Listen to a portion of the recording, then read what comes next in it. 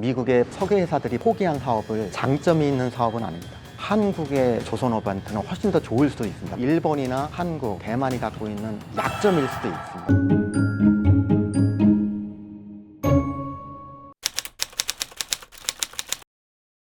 트럼프 2기 들어서 갑자기 이제 한국이나 일본, 대만의 LNG 사업에 참여를 했다는 초대장을 받았다고 해서 일부에서는 뭐 반갑지 않은 초대 뭐 이런 말도 나오고 있다는 것은 이미 우리가 리스크도 크고 사업성이 별로 없다고 생각을 하는 이유는 과거에 이미 추진돼서 새로운 사업이 아닌데 갑자기 이제 미국에 있는 석유 회사들이 포기한 사업을 아시아 태평양에 있는 국가들한테 초대를 했다는 의미에서 아마 반갑지 않은 뭐 알래스카 LNG 초대장 이런 말들이 있었던 것 같습니다. 이 세 나라의 공통점은 에너지 의존도가 높은 나라이며 미국의 군사 외교적인 면에서 의존도가 높은 나라이기 때문에 그 인프라와 다른 것들 미국의 이익이 되는 이런 사업들을 갖다가 빨리 시작을 하고 싶은 생각도 있고 아니면 이거 이외에 다른 거에서 더 많은 걸 얻기 위한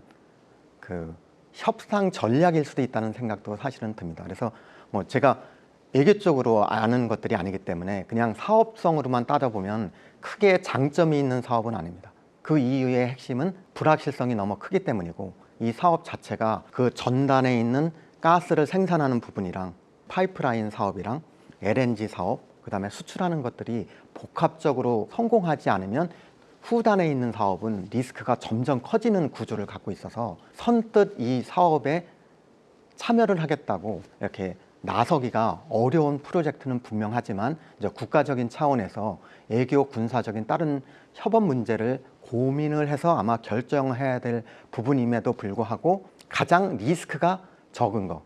그렇게 되면 이제 여러 나라와 공동으로 참여를 한다든지 미국의 회사들과 같이 들어간다든지 하는 전략들을 구사를 해야 리스크를 갖다가 최소화할 수 있을 거라고 생각이 됩니다. 사업성을 따지면 되게 조심스럽게 접근해야 되는 부분인데 다른 외교나 군사 다른 걸 가지고 결국 일본이나 한국 아니면 대만이 갖고 있는 약점일 수도 있습니다. 미국 입장에서 보면. 그래서 그런 거를 지렛대로 이쪽에 인프라에 투자하는 걸 갖다가 받아내려고 하는 전략일 수도 있을 것 같고요. 지금 특히 대만 같은 경우에는 중국이랑 해상 봉쇄니 다른 문제들도 있기 때문에 아마 미국의 그 호흡을 맞춰서 뭔가 지원해주는 모양새가 있어야 국가적인 차원에서 얻을 수 있는 부분들이 있어서 순수한 사업을 기준으로 LNG 사업에 들어간다고 볼 수는 없는 상황들이 발생하고 있다고 생각이 됩니다. 일본이나 대만은 겉으로 보기에는 이제 사업을 참여를 하고 적극적인 모습을 보이는데 그 이면에는 다른 것들을 고려하는 부분들이 반드시 있을 거라고 생각이 되고 그냥 사업성만 보면 다른 사업을 들어가지 이 사업을 안 들어갈 수도 있거든요, 사실은. 그래서 이제 그런 것들 때문에 이게 결국 외교 문제하고 국가 안보 문제 같은 것들을 어떻게 해결하기 위해서 지렛대로 활용을 한다든지 그거는 국가에서 충분히 고려가 될 부분들인 것 같고요. 그리고 이 사업을 직접 참여하는 거랑 이 사업이 런칭이 됐었을 때 거기에 부수적으로 관련된 수혜를 입는 사업들, 그러니까 파이프라인을 갖다가 건설하는 건설사나 아니면 강관을 수출할 수 있는 강관 산업, 그 다음에 LNG가 완성이 된 다음에 이거를 한국이나 동아시아로 들어오게 되면은 한국의 조선업한테는 훨씬 더 좋을 수도 있습니다. 완성만 되면 그 파급적인 효과들은 사업의 어느 단계에 들어가는지 아니면 거기에서 그냥 수혜만 입을 프로젝트를 갖다가 수주할 건지 그런 것들은 복잡하게 얽혀 있어서 전략적으로 이 사업을 들어가면서 여기에 수혜 입는 사업까지 같이 들어간다. 이런 것들을 한번 생각해 볼 수 있는 분야라고 판단이 됩니다. 그 LNG 프로젝트는 여러 사업 분야가 연결이 돼 있습니다. 가스를 생산하는 사업도 있고 생산된 가스를 운반하는 파이프라인 사업, 바다를 건너갈 때는 그 부피 문제 때문에 LNG로 액화를 해야 됩니다. 그래서 LNG 액화 설비나 이를 수출할 수 있는 터미널 등으로 구성되어 있기 때문에 어떤 사업에 어떤 단계에 우리가 들어갈지 그거에 따라서 달라지고 앞에 선행 조건들이 만족이 돼야 되기 때문에 최소한 5년에서 길게는 10년 정도의 긴 시간이 걸릴 것으로 추정이 되고 있습니다. 그리고 알려지기로는 이제 이 프로젝트가 한 한 450억 불에서 뭐 650억 불인데 대부분의 경우에는 사업이 시장되면서 이게 2배, 3배까지 사업비가 올라가는 경우들이 대부분입니다. 사업비, 그리고 사업 기간, 그리고 시장에서의 가스 가격들이 어떻게 형성될지에 따라서 불확실성의 폭이 엄청 커진다고 할 수 있겠습니다. 지금 이제 LNG 사업 자체는 천연가스를 이용해서 부피가 크기 때문에 천연가스를 액화시켜서 운반에 용이하기 위해서 하는 사업인데, 이럴 경우에는 가스가 어디에선가 나와야 되기 때문에 가스를 개발하는 EMP 사업, 그건 보통의 이제 석유 개발 회사들이 하는 겁니다. 알려진 대로는 엑손모빌, 뭐 BP, 쉘 같은 회사들이 개발을 하는 회사고, 파이프라인은 과거에는 석유를 개발하는 회사들이 이 파이프라인을 이용해서 그 생산되는 천연가스나 오일을 팔기 위해서 얘를 했었는데, 지금은 미들 스트림이라고 얘기하는 파이프라인들이 있습니다. 그래서 석유를 개발 생산하는 거는 상류 부분, 그 다음에 파이프라인으로 시장까지 운반하는 거는 미들 스트림, 그 다음에 얘를 활용하는 거는 다운 스트림. 그래서 리파이너리나 가스 처리하는 것들이 여기에 해당이 되는데, 지금 이 알래스카는 이 세 가지가 아직 초기 상태에 있는 거고, 가스전이 본격적으로 개발이 되지 않았기 때문에 일부 나오는 가스를 갖다가 유전해서 그냥 생산을 더 많이 하기 위해서 주입하는 거로 활용이 돼서 가스를 본격적으로 에너지원으로 활용하고 있는 것은 아닙니다. 만약에 EMP 회사의 사업이 늘어날 거면은 석유 개발하는 회사가 참여를 해서 이익을 보는 거고, 그게 충분하다고 관상이 되면은 LNG 사업이 될 거고, 그럼 LNG 사업과 관련돼서는 또 조선의 뭐 운반선이나 그런 것들이 혜택을 볼 거고, 파이프라인과 관련돼서는 건설회사나 아니면 이제 원자재로 강관을 갖다가 많이 사용할 수 있기 때문에 이런 강관 회사들이 이제 각광을 받는데, 이거는 사업이 확정이 돼서 진행이 돼야만 일어날 수 있는 일이고, 기간이 상대적으로 뭐 빠르면 5년, 길으면 10년이나 걸리기 때문에 이 안에 정치적인 문제로 무슨 일이 벌어질지도 모르는 거고, 사업의 완성도가 낮기 때문에 파이프라인 사업과 LNG 사업이 어떻게 될지는 조금 더 그 진행 상황을 봐야 확실히 알 수 있기 때문에 불확실성이 여전히 큰 사업이라고 생각이 듭니다. 그리고 이제 이 동토 지역이기 때문에 1년 동안에 사업을 할 수 있는, 건설을 할 수 있는 기간 자체가 수개월밖에 안 됩니다. 그 얘기는 뭐 파이프라인을 일반적으로 어느 회사에서는 어느 지역에서는 3년밖에 안 걸렸는데, 여기 같은 경우는 뭐 6년이 걸릴 수도 있겠죠. 왜냐하면 건설하는 기간이 길어질 수밖에 없기 때문에. 그래서 이런 위치적으로도 지정학적인 특성에 의해서 이제 동토 지역에 가깝기 때문에 프로젝트의 비용이 상당히 예상한 것보다 더 많이 올라갈 수 있는 가능성도 무척 큽니다. 북미 대륙의 그 태평양 연안 지역은 아시아 시장으로 접근하기가 좋기 때문에 주요 그 LNG 소비 지역인 아시아 지역의 LNG 시장을 확장하고, 내부적으로는 이제 알래스카 등 미국 경제 활성화에 활용하고자 하는 정책으로 판단이 됩니다. 그리고 이제 일부 러시아의 가스는 대부분 유럽 시장을 대상으로 해서 파이프라인을 통해서 운송이 되는데, 이제 러시아와 우크라이나 뭐 그런 상황 때문에 아마 러시아와의 에너지 협력 강화 견제 목적도 있는 것 같고, 일부는 이제 미국 본토의 풍부한 셰일가스의 아시아 진출의 가장 취약점인 운송거리가 뭐 3주 정도 걸리는 아주 원거리 운송 문제가 있기 때문에, 이를 태평양 연안인 알래스카 LNG 사업을 통해서 일주일에서 한 10일 정도 이내에 짧은 거리로 운송을 하기 때문에 이 경제성이 조금 더 좋아지고 아시아 시장을 확장할 수 있는 좋은 계기가 될 수도 있다고 생각이 됩니다. 알래스카는 이제 실제 천연가스 매장량으로 보면 미국의 한 18%를 차지하고 있지만, 실제적으로 생산하는 건 한 1, 2%의 기여를 할 수밖에 없는 상태이고, 생산되는 가스의 양은 이제 원유를 생산할 때 압력이 떨어지면 생산량이 줄게 됩니다. 그래서 이를 보충하기 위해서 다시 재주입하는 방법으로 활용이 되고 있습니다. 결국 남는 가스를 활용해서 LNG를 생산해서 근거리인 아시아 시장으로 확장하게 되면 미국 경제에 기여하고, 그 숨은 의도는 아마도 유럽의 북극 항로를 가지면 대서양을 건너서 LNG를 운송하는 것보다 훨씬 더 싸게 경제적으로 할 수 있는 것이기 때문에 다목적 포석을 가지고 하는 프로젝트라고 생각이 됩니다. 원유 개발은 1970년대부터 됐고요. 이거를 파이프라인을 통해서 수출을 하고 있는 건 있습니다. 근데 이번에 설치할 거는 이제 원유 수송이 아니라 가스를 갖다가 하는 개발이기 때문에 가스는 부피가 커서 개발을 하기 위해서는 시장이 확보된 상태에서 파이프라인까지 건설이 되고 개발에 들어가게 됩니다. 이런 것들이 이제 어렵고 또한 동토 지역이기 때문에 상대적으로 사업 기간은 훨씬 더 늘어날 수밖에 없습니다. 그래서 2000년도 초반까지만 해도 본토에서 셰일가스가 나오기 전에는 알래스카의 가스를 캐나다의 파이프라인을 통해서 미국 본토로 들어가는 계획들이 있었는데 이제 2010년 이후 셰일가스, 셰일 오일 붐이 일어나면서 미국 본토 내에 그 가스가 넘쳐나게 됩니다. 그래서 결국 미국은 가스를 수입하는 수입국에서 수출국으로 전환이 되면서 그 LNG를 만들어서 이제 대서양으로 거쳐서 하거나 아니면 태평양의 아시아 쪽을 갖다가 시장으로 해서 한국도 이미 많은 양의 LNG를 미국으로 수입하고 있는 상황이 되겠습니다. 동토 지역의 특수성 때문에 비용이 높아서 투자할 필요성이 없어진 상태이고 2017년도에 트럼프 일기 때 이제 중국을 방문해서 시진핑 주석이랑 MOU를 통해서 뭐 430억 달러 이상의 투자를 하기로 합의를 했었는데 코로나나 다른 이유 때문에 사실 이 사업이 좌초가 된 상황입니다.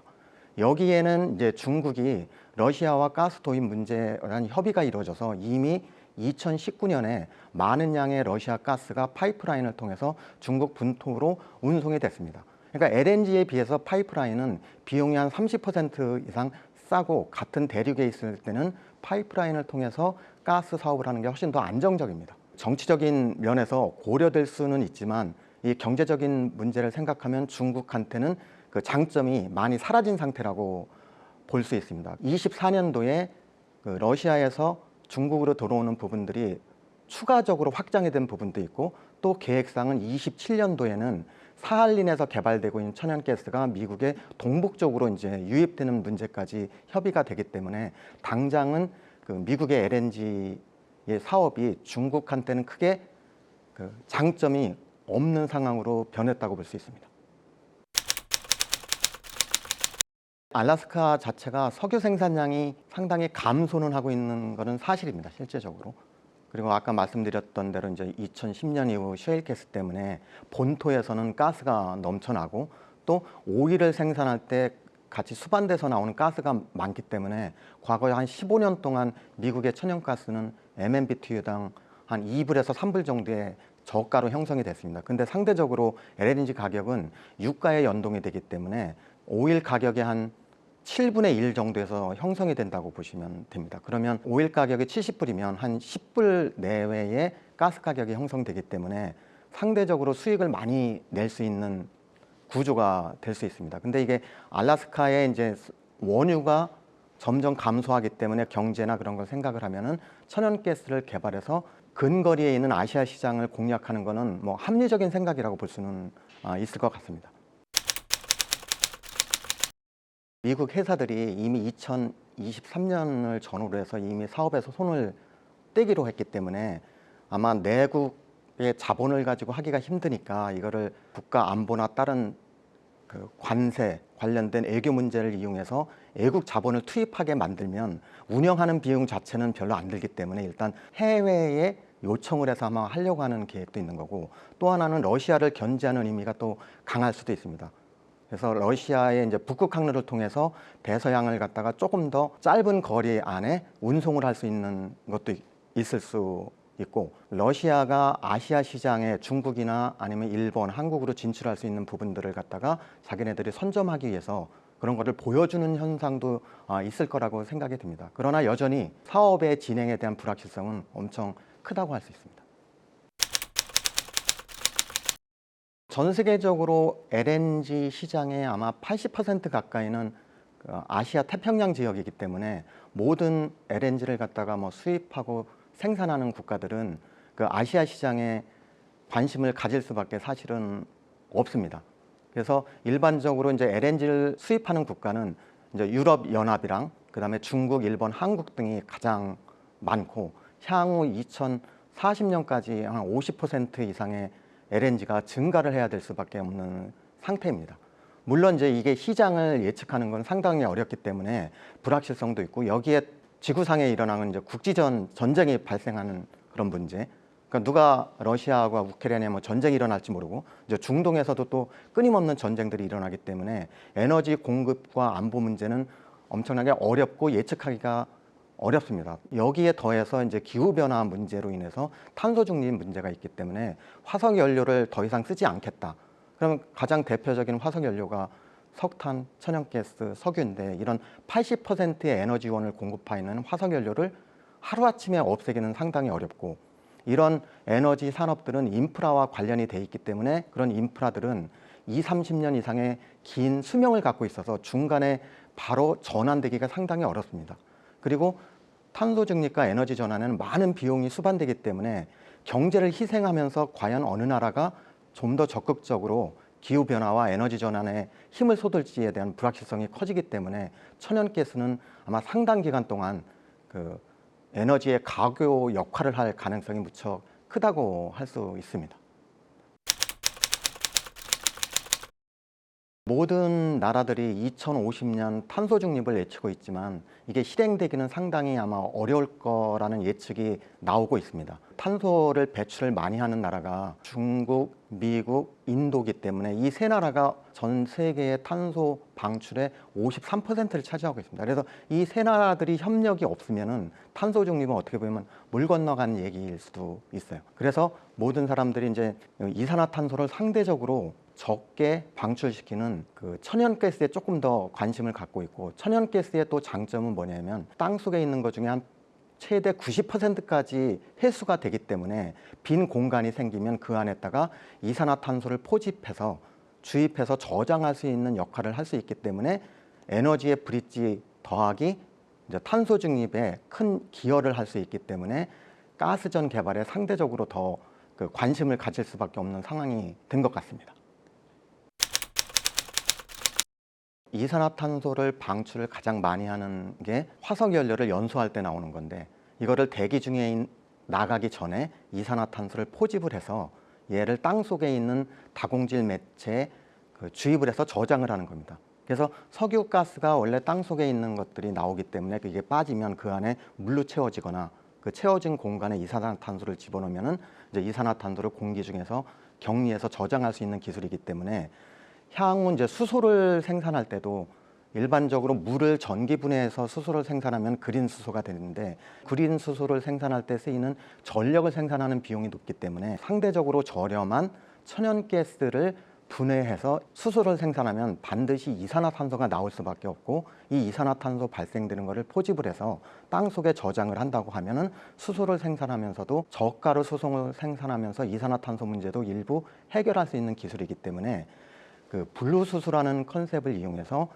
화석연료 기반의 수소를 생산하고 거기서 발생되는 CO2를 땅속에 묻는 거랑 연기하는 블루수소 더하기 CCS를 갖다 연기하는 것들이 그 핵심이 될 수가 있습니다. 더군다나 아까 말씀드린 탄소 중립이 점점 느려지게 되면은 그 중간에 에너지 공급을 책임질 수 있는 것들이 마땅하지 않기 때문에 그 역할을 수소랑 하게 되고 그 천연가스 개발이 더 안 되거나 아니면 투자가 안 되게 돼서 기후변화에 대한 탄소 중립 정책이 더 느려지면 그 부분을 천연가스로 보강을 하고 만약에 수소 시대가 더 빨리 온다 하면은 천연가스를 기반으로 수소를 만들어서 이산화탄소를 포집하는 거랑 연계를 하면은 상대적으로 그 천연가스 산업이 조금 더 안정적인 에너지원의 역할을 할 수 있다고 생각이 됩니다.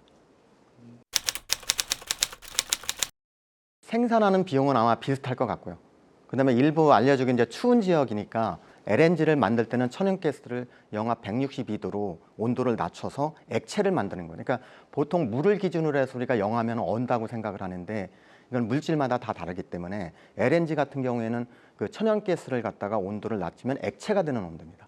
그래서 영하 162도니까 추운 지방에서는 온도가 이미 낮기 때문에 LNG로 만들 때 덤으로 에너지가 적게 들어가기 때문에 LNG 만드는 비용이 일부 줄 수는 있는데 그거는 다시 이제 공사나 운영하는 게 추운 지방에서는 또 상대적으로 어렵기 때문에 그거는 크지 않고 미국이 이제 걸프 오브 멕시코에서 한국으로 들어오는 LNG는 운송 거리가 한 3주 가까이 걸린다고 알려져 있습니다. 그런데 알래스카 쪽에 태평양 연에서 그거를 개발을 해서 LNG로 수송을 하게 되면 10일 이내로 들어올 수 있기 때문에 운송 비용이 절감한다는 차원들은 있을 수 있습니다. 그리고 이제 운하를 거쳐서 오지 않기 때문에 그런 리스크들도 지금 해칭할 수 있는 장점은 있어서 운송 비용을 일부 줄일 수 있는 장점은 분명히 있다고 볼 수 있습니다. 전체적인 거로 얘기하면 운송 비용이 그 LNG 수입하는 비용 중에 그렇게 많이 차지하지 않을 수 있기 때문에 뭐 2, 3불 정도 줄어들 수 있을까? 그러면 한 보통 한 10에서 20% 정도? 근데 이게 뭐 정확하지는 않지만 그 정도이기 때문에 뭐 안 하는 것보다는 낫고 일단 운송 기간이 짧아지면 뭐 탄소 중립에도 기여는 아마 할 수 있다고 주장은 할 수는 있을 겁니다.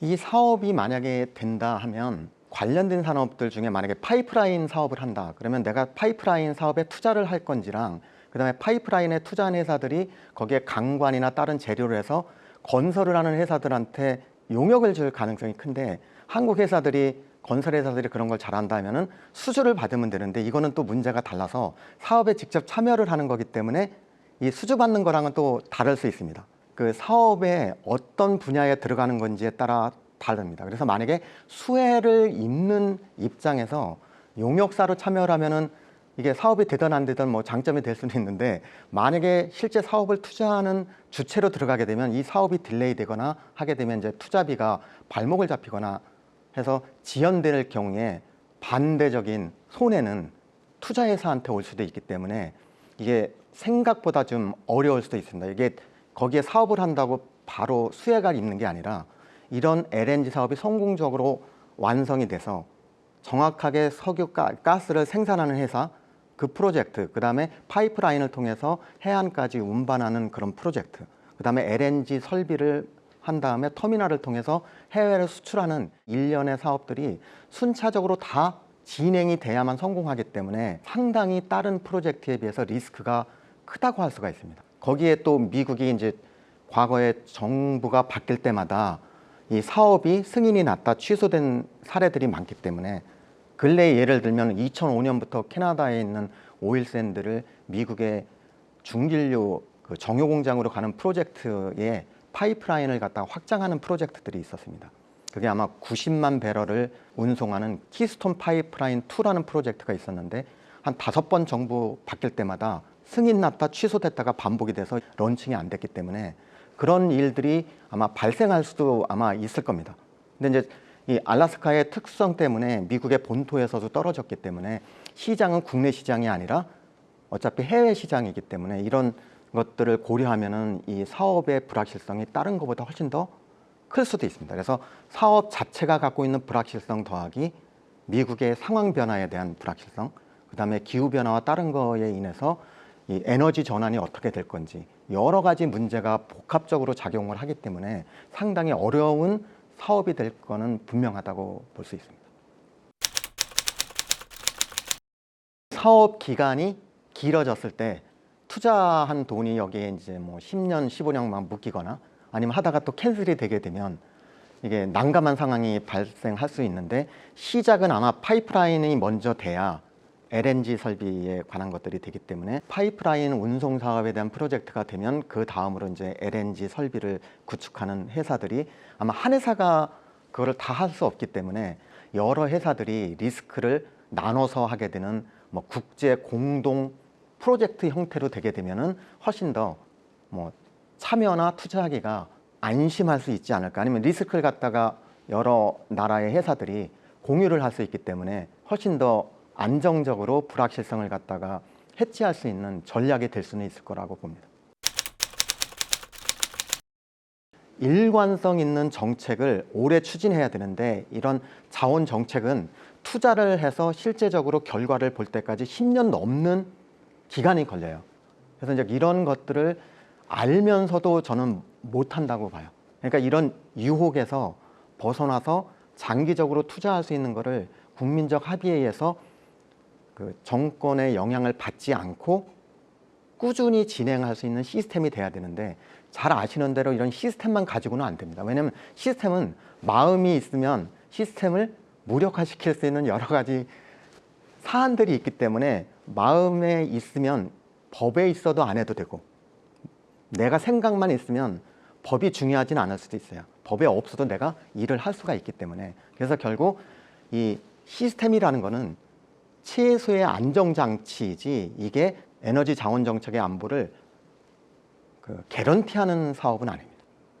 다만 최소한의 이정 정도를 할 수 있는 거를 법으로 시스템으로 만들어 놓고 거기에 이제 의지가 들어가게 되면은 이제 훨씬 더 효과적으로 장기적인 정책을 추진할 수 있을 거라고 생각이 됩니다.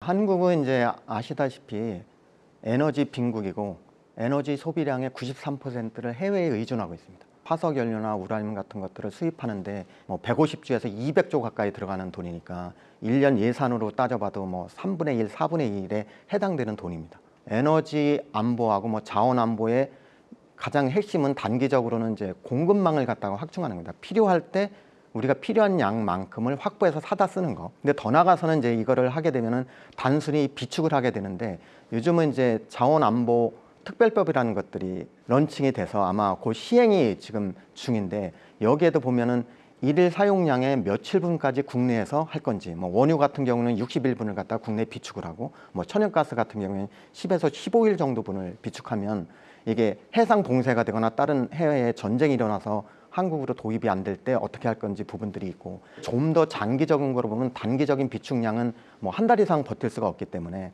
해외에다가 그 에너지원을 직접 투자를 해서 우리가 얘를 개발을 해서 우리한테 들어오는 그런 전략들을 꾸준히 하고 있는데 이게 한국에서는 그동안에 정부가 바뀔 때마다 이 사업을 추진하다가 아니면 철수하는 일을 계속 반복이 됐습니다.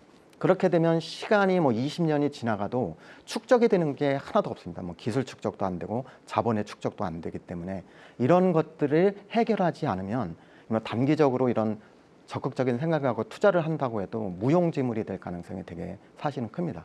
근데 이제 천연가스 같은 경우에는 화석 연료이지만 향후 미래 수소 에너지와 관련이 돼 있어서 그런 브릿지 역할을 할 수 있기 때문에 미래 에너지 전환의 불확실성을 고려하면 가장 좋은 그 에너지원 확보할 수 있는 분이 되기 때문에 이런 것들을 탄소 중립 정책과 연계해서 지속적으로 뭐 CCS 산업이랑 수소 에너지 사업을 투자하는 것이 바람직하지 않을까 생각이 됩니다.